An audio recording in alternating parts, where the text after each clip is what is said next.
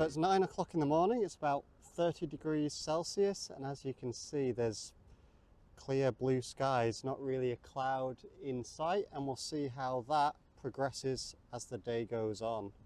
So it's about 12:30 in the afternoon, the temperature's increased, it's about 34-35 degrees, and as you can see the sky is no longer clear. We've got quite a few cumulus clouds forming. These are those stereotypical fluffy clouds, and we'll see what happens to those as the afternoon progresses. It's 5:30 in the evening. The cumulus clouds we saw before have now developed into these large dark cumulonimbus clouds, so we should expect in an hour, 2 hours, for there to be very heavy rainfall. This is what convectional rainfall looks like. Very, very heavy rain.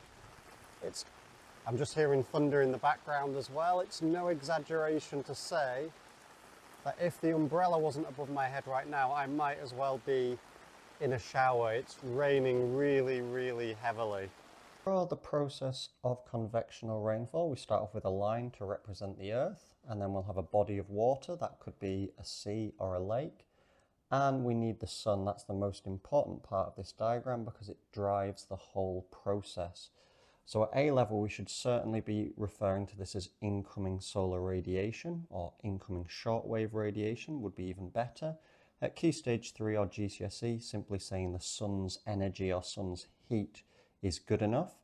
So that heats up the ground and that leads to evaporation. That doesn't mean we need to have a lake or the sea, but with that being on the diagram, it helps us to remember. So warm air rises, we don't get cold air balloons, we get hot air balloons. And as that air rises, it cools and condenses to form cumulus clouds, and those will develop into being cumulonimbus clouds. These are those large storm clouds that have thunder and lightning and are often referred to being anvil shaped. So in the late afternoon, early evening, that will lead to very, very heavy precipitation. This is the heaviest type of rainfall you can get. And if we're at A level, we might want to push ourselves further and add in the tropopause. This is the ceiling of our atmosphere, or the atmosphere that we care about in geography, that weather occurs in.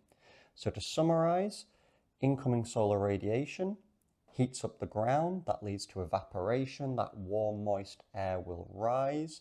As it rises, it cools and condenses, forming cumulonimbus clouds and eventually leading to precipitation.